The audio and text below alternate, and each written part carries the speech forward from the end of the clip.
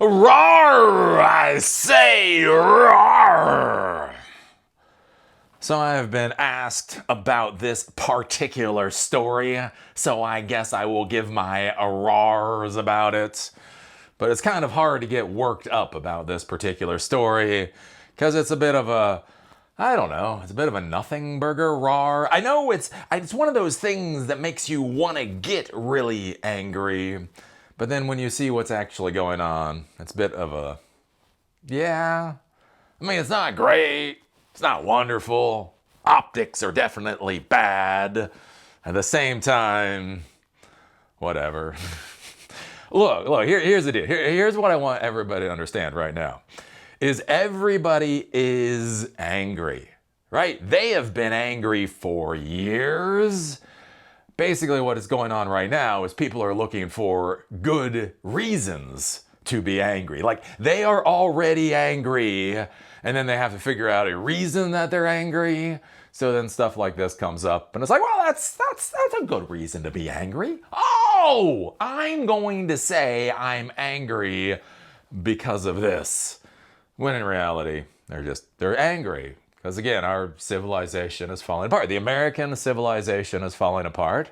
We were complaining about inflation under Biden, and that is why we got the Inflation Reduction Act, which was the biggest piece of climate change legislation in history. Because when everybody's screaming about inflation, their real concern is climate change. And anyways, right, Biden was so brain fucking dead that America decided to elect a businessman president who, has now gotten us into a war that, I mean, we're losing. We're losing. They want $200 billion. 200. So at the same time, housing's unaffordable. At the same time, people are finding it harder and harder to literally pay for food. At the same time that healthcare has just been a disaster for a couple of decades right now. Are we going to get $200 billion to revitalize the healthcare system in America? Fuck no. We're gonna get $200 billion to bomb the shit out of Iranians. And then once we're done with that $200 billion to bomb the shit out of Iranians, we're going to take $1.5 trillion, I don't know, to build the fucking Golden Navy or whatever the fuck it is Trump is building. So again, everybody's worried about inflation. Everybody's worried about affordability. Everybody's worried about healthcare and housing and education and food. And out of the first jackass, we get climate change legislation. And out of the second jackass, we get the Golden Fleet. So again, Americans are just pissed. Let's just be clear. We're just angry. But the problem is, things are so political nowadays, you don't really feel like, it's hard with the whole politics of being angry. Because if you're a blue hair, you can't say Biden fucked you. And if you're a red hat, you can't say that Trump is shitting his fucking pants. And so you gotta find other reasons. What other reasons are we mad? We're mad at Larry Ellison. Which again, fair enough. You can be mad at Larry Ellison, but it is, again, a bit of a nothing burger. So basically what's going on right now is Oracle is laying off 30,000 people, right? So Oracle is all in on AI data center development, right? There is a $300 billion contract with OpenAI that starts in 2026. Where OpenAI is going to buy AI hardware services, essentially, from Oracle. The issue is everybody realizes that this is a fraud at this point in time. It's not a bubble, it's just a fraud. It's a consensual fraud. Is it fraud if it's consensual? Anyways, so the investors don't want to pay for this build out. And the banks, they're scared because they don't want to loan money to a company that's going to go bankrupt. That's not a good business decision. And so basically, Oracle is running out of money to pay for the commitments that they've agreed to build out these facilities so that OpenAI can use them, right? So they're running out of money. So they need money. Right? By hook or by crook, they need to come up with money. And so what they've decided to do is fire 30,000 employees so that they have enough liquid assets to be able to pay for this AI data center fraud, right? And so that's basically what's going on. And so what happens now? And everybody's all pissed off about. outrage as Oracle files thousands of foreign worker requests amid layoff bloodbath. Right? So again, what we're supposed to be pissed off about is the H-1B visas. Right? Brown people You know who's really destroying our country? The fucking Indians. Right? It's not 2 brain-dead presidents in a row. It's not that. Anyways, right? So what we're told is the real people that are destroying our country are the Indians. And so what you look at now is Oracle is laying off, 30,000 employees. And at the same time, Oracle is trying to bring in thousands of H-1B visas. The issue is, and when you take a look at it, again, it's bad optics. But as thousands of Oracle employees awoke on Tuesday to an email informing them they were being laid off, the workers likely didn't know the tech company has been busy trying to hire foreign staff. Right? So that sounds like replacement. Right? Great replacement theory. Eli, it's not a theory. That's what they're doing. Fire Whitey, hire Indian guy, we be replaced. But again, 30,000 Oracle employees are being laid off. And if you take a look at this, according to U.S. Citizenship and Immigration Services data, Oracle filed for roughly 3,126 petitions to employ H-1B workers in fiscal years 2025 and 2026. So 30,000 are fired. A tenth of that, they're looking for H-1B visas. But it's also over 2 years. So it's not even really a tenth of the people getting laid off. It's fifth, or 5%, 5% of the people getting laid off. The other thing to realize about this too with these H-1B visas is some of them may be for extensions, basically continuing the people that are already working here. So, right? The other thing to think about, again, with these H-1B visas is supposedly, again, there's problems with the H-1B visa program, but supposedly it's supposed to be for technical staff where people in the United States might not necessarily be qualified for whatever particular work. And so again, one of the interesting things with the New York Post is we don't get a breakdown of what this staff is. So I know, look, right? There is a complaint with H-1B visas, right? There's a complaint of they're bringing in Indians in order to fill help desk positions for 50% of the salary. Look, that's a real fucking argument. That's a real fucking argument. Here's the problem. We don't know if that's what's happening here. We know 3,100 people, 3,100 requests for H-1B visas spread over 2 years would be about 1,500 requests per year. Spread over, is that new or is that continuing? Who the hell knows? And then we don't actually know what the positions are for. So again, if you're thinking about the artificial intelligence revolution, I'm going to say something that should be shocking to absolutely nobody, but in the U.S., we are not exactly the best when it comes to things like high-level math skills. Oh, no, Eli, say it's not so. Yeah, see, the problem is, again, in our education system, like the blue hairs are really worried about making sure all of our students know all the 5,000 genders that exist, right? They're worried about that. And the red hats are really worried that the students in the United States understand the Bible front to back. Here's the thing.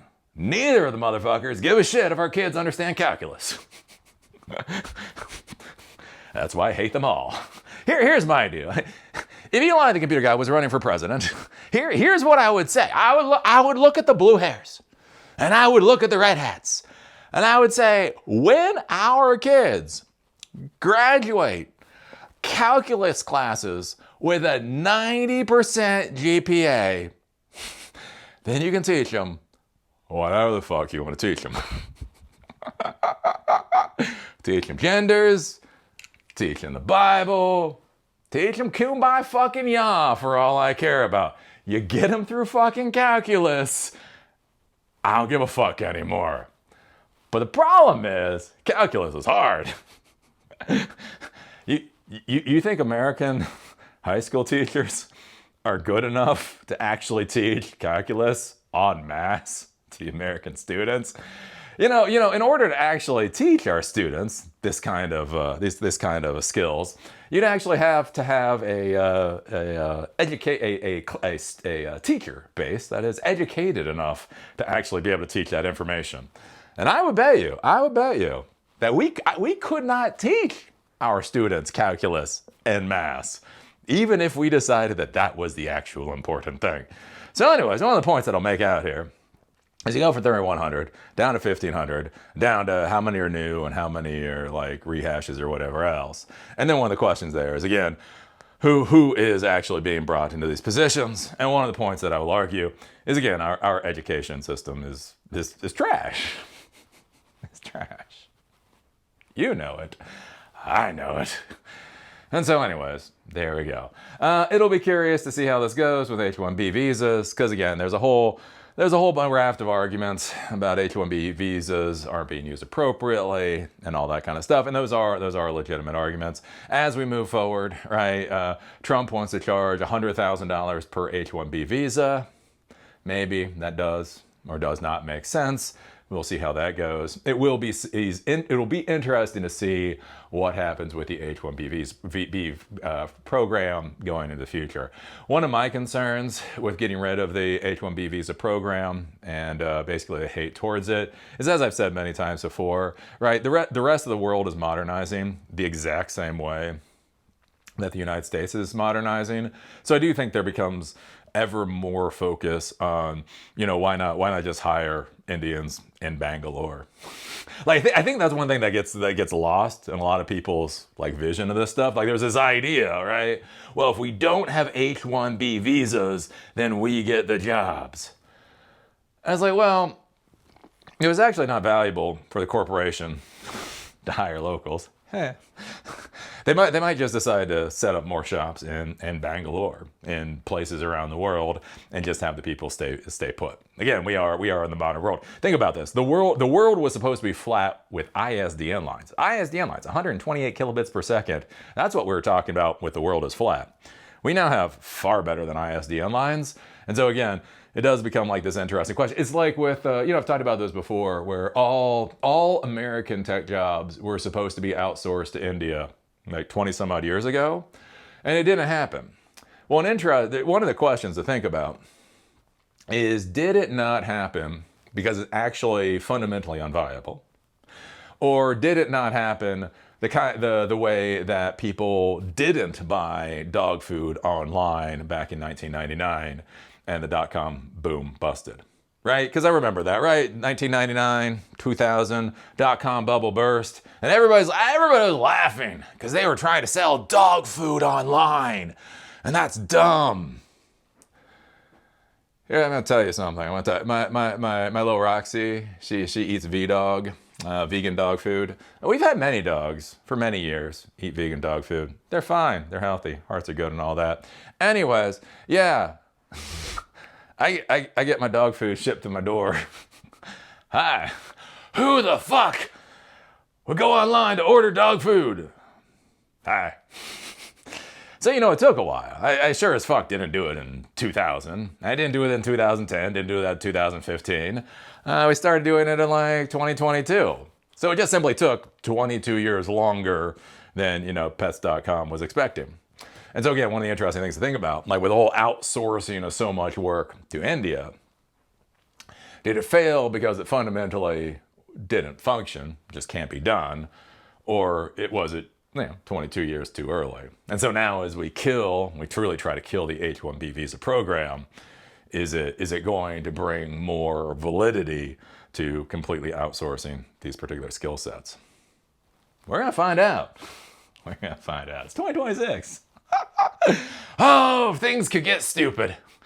I know, you were sitting there in 2025 and you're like, wow, I really am curious about how much stupider the world can be.